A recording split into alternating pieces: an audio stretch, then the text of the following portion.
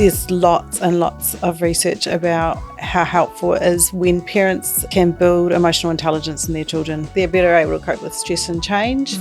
They're better able to focus, so they do better academically. And as adults, they pick intimate partner relationships that last longer. So these are all things that every parent would want for their children.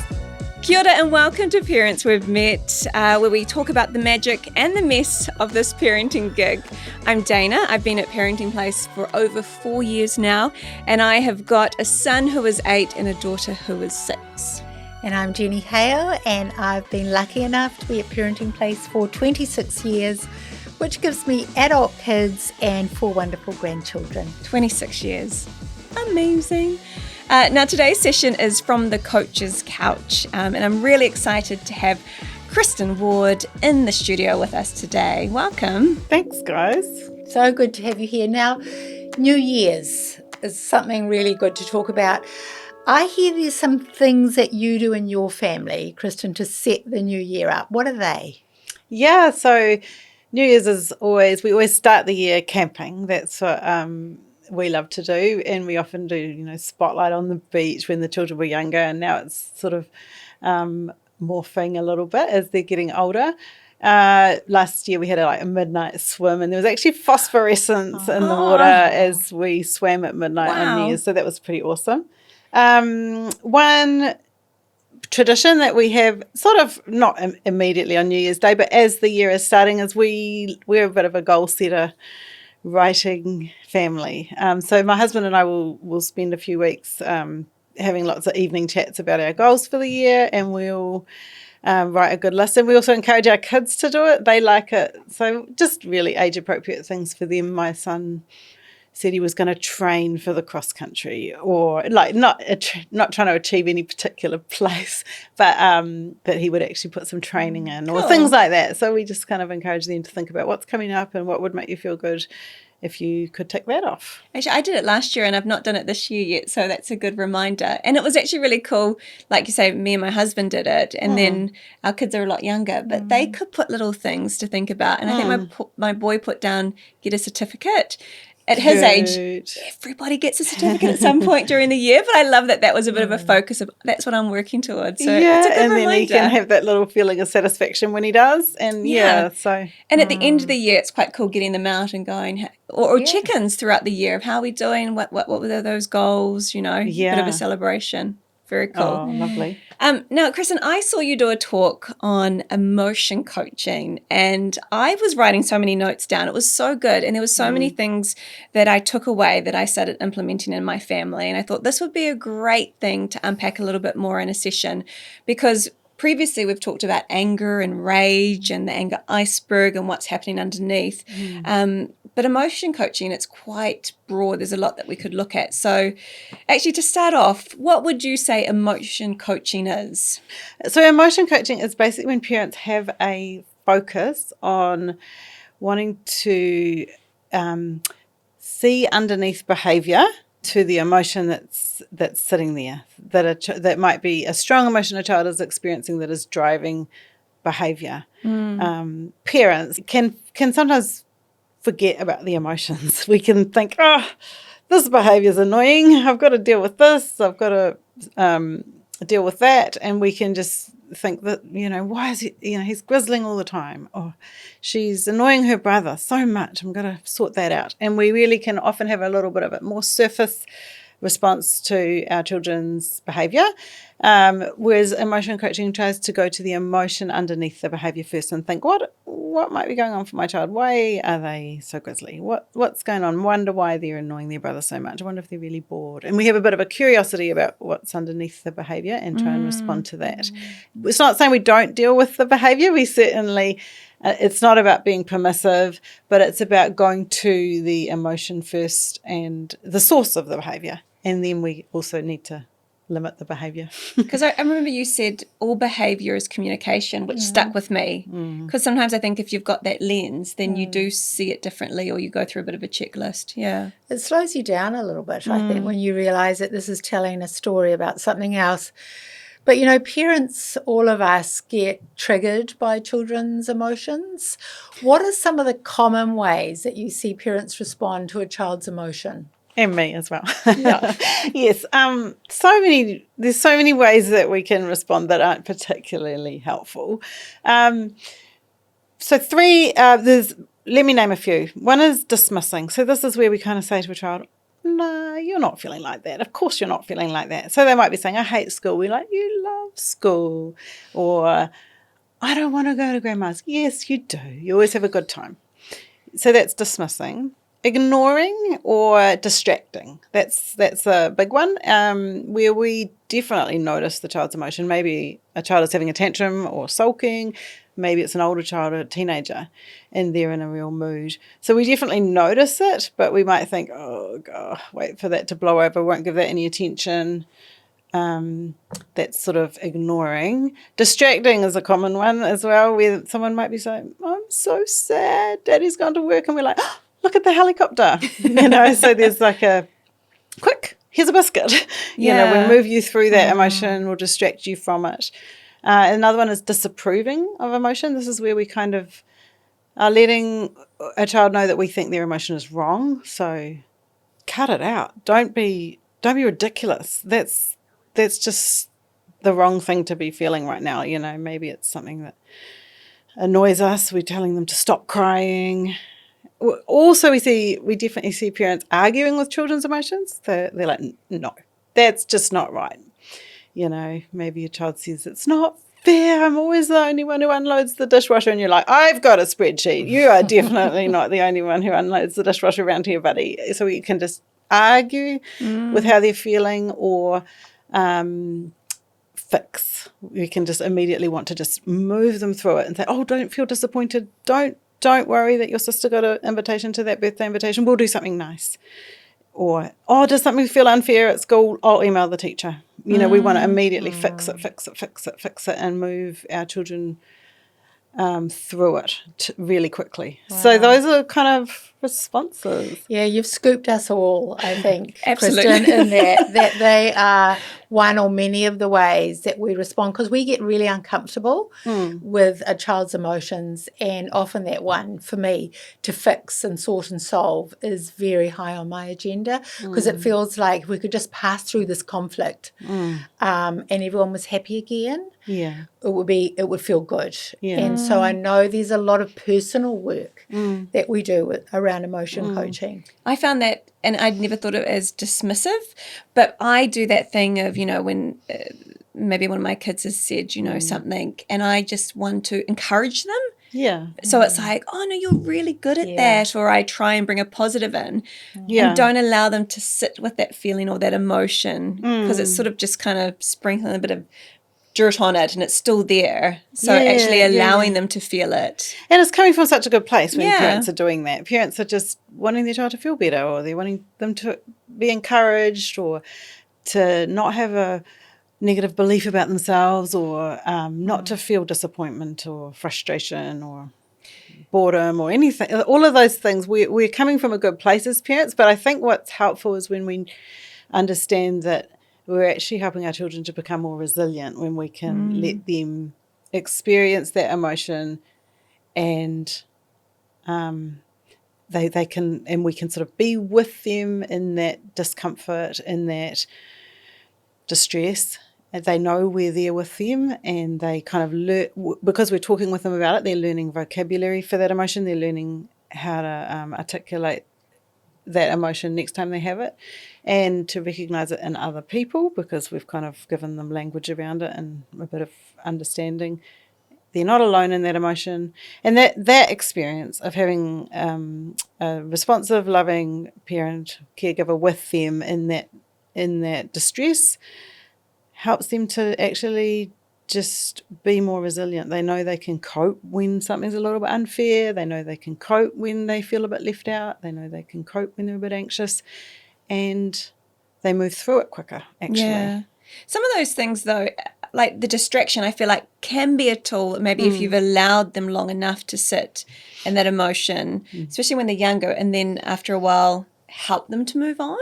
Oh, for sure. We don't want to just wallow in emotion. I call it sort of, sometimes it can be a little bit of a validation vortex. We all hear we're meant to validate people's emotions. We're meant to let them know that they're feeling this feeling and they're allowed to feel it. Yeah. So sometimes parents can get into a validation vortex where they just keep going, and the child is wanting to talk about it, and we keep validating it, and we never kind of go, okay, put your school uniform on now. And I think there's definitely a place for thinking, I've done enough, I've given them good language around it, I've shown them I'm with them, and we can move on. That's totally valid. Why do we as caregivers, parents, struggle with some emotions more than others? I think it's coming from a really good place. Sometimes children are immature. They can express themselves very extremely. They can say things like, I hate my life. They can say things like, my teacher hates me. They can say things like, oh, you like my brother more than me. You don't love me. Something's not fair. So we can feel like, oh my goodness, I can't let you think that. I can't let you feel that for 1 second. I need to shut it down. We feel quite afraid that if we give that statement any time at all, we'll be in some way agreeing with it. And it might strengthen up in our child and sort of become a belief. So I think we can be very quick to dismiss statements like that or disapprove. Sometimes we are a bit irritated. They're not unloading the dishwasher. We've got our spreadsheet and they're still saying it's unfair. And we're like, oh, I'm just going to correct you right now, buddy. So what do you think, Jenny? Yeah.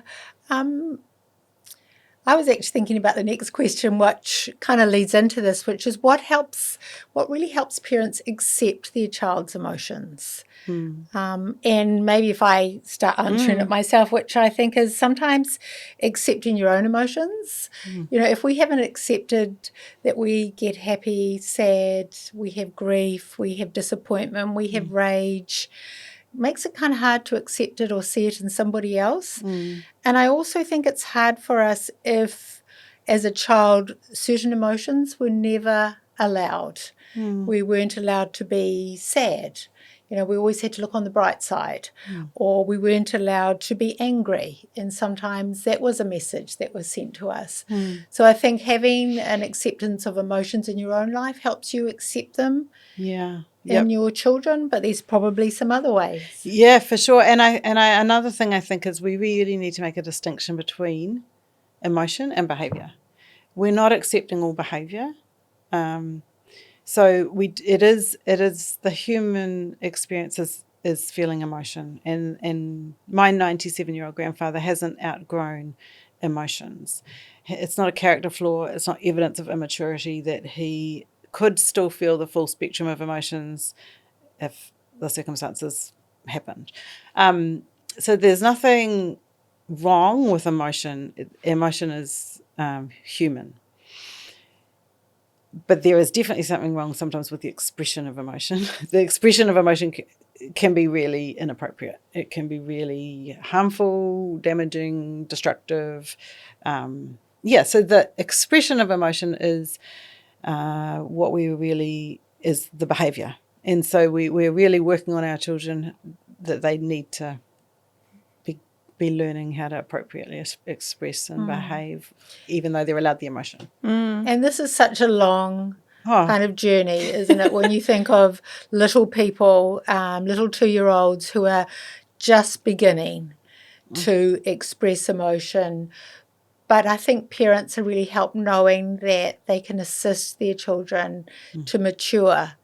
Little by little, they can nudge them into different ways of responding. But it feels like validating the emotion is sort of like the big rock or the big piece that needs to come in first. But there are other pieces. Yeah. Oh, it's such a long journey. I'm 40, in my 40s, still very much learning how to appropriately express my emotions. And so we want to have grace for our children. They are just totally beginning this journey, and some children, it feels temperament wise, they are more emotionally regulated. They don't have as much highs and they don't have such big highs and lows, such big fluctuations in their emotion. They're not as expressive.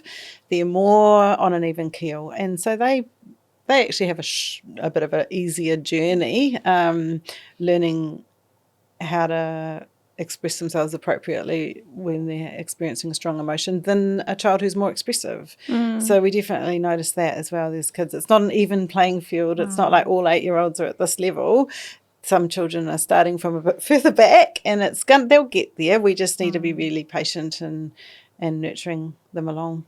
I've heard normally more like grandparents or that back in my day, you know, like some of the sort of chat that we're doing right now. Some people are like, oh my goodness, like just move on, you know, move through it.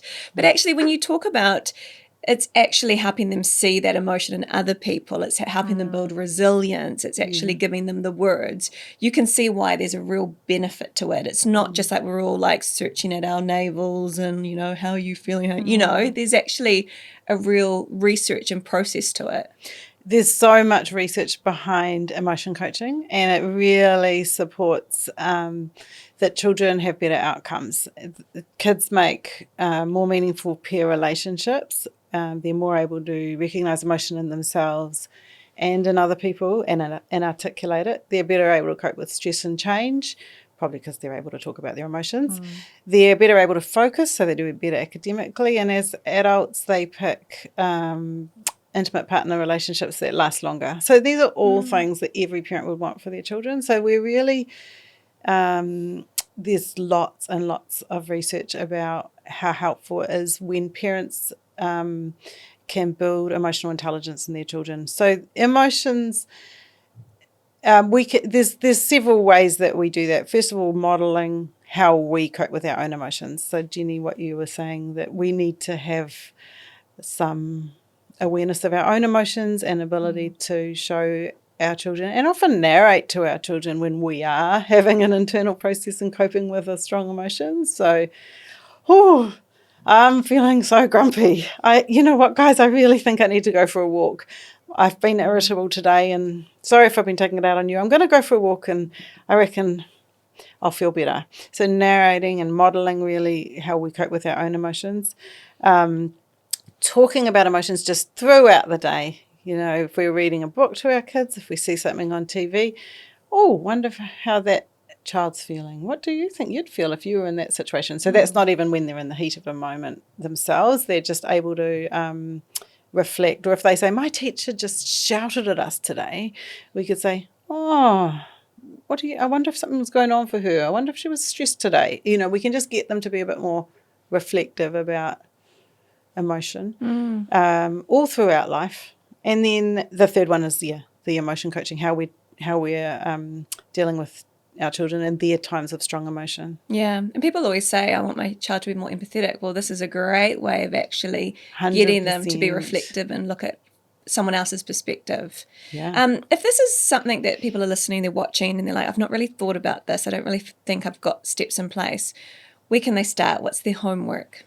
The first thing I think is awareness when we have responded in some of those non-optimal ways to our children's emotion. Don't beat yourself up if you've noticed that you suddenly dismissed them or disapproved of emotion, but just notice. That's the first step, I think, is go, oh my goodness, I do this all the time. And then we that's the first step. And then the second step is just try and slow it down when you're trying to deal with the child's emotion. Rather than thinking, I have to rush them through this emotion, this is an unbearable experience. We're actually trying to build their tolerance for the fact that they can cope with emotion. And we also have to build our own tolerance to cope with them sitting in that emotion just a little bit. We're not wanting them to sit there all day, but we're wanting to just spend a few minutes with them and say, I get it. You must be really disappointed about that basketball game. Yeah. Oh, stink. It's not fun to lose, buddy. And then we might say, it's okay, I've cooked a good dinner. Or I don't know, just we can move it on, or we can say, how was the rest of your day? But we just a micro pause over, you're really disappointed about the outcome of that game. Yeah, stink. move on. So it's not like really long term. It's not this. I think people think it's wallowing or it's too gushy or it's too intense, and it's not a New Zealander way to be. But it can be very natural. Yeah, the more we do it in practice, I think it's good. Any last thoughts around emotion coaching from either of you, or anything that you're like, oh, I actually just want to mention this too? Yeah, I do think sometimes parents hear this kind of information and they think, oh my goodness, I've got to talk about emotions all day. If I notice every emotion, I'll just never do anything else. And that could be true because everyone's having emotions all the time. It's useful when a child's having a strong emotion. If your child's sitting there at the dining room table saying, I hate maths, but they're doing their maths homework, you can just keep peeling the carrots. You can ignore them or just sort of say, you don't need to deeply engage or, but if there's a strong emotion there and they've thrown their notebook and they're like, I hate maths and it sucks, there's some strong emotion. I can move in. And the other thing I would probably like to say is sometimes the heat of the moment when a child is really dysregulated and upset, it's just not the right time to have a good chat.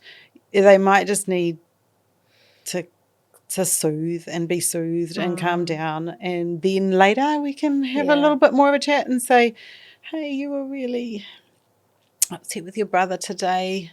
Tell me about that. You felt like it was so unfair. Oh, it can be unfair sometimes, or things can feel unfair sometimes, hey. And then make a plan with them.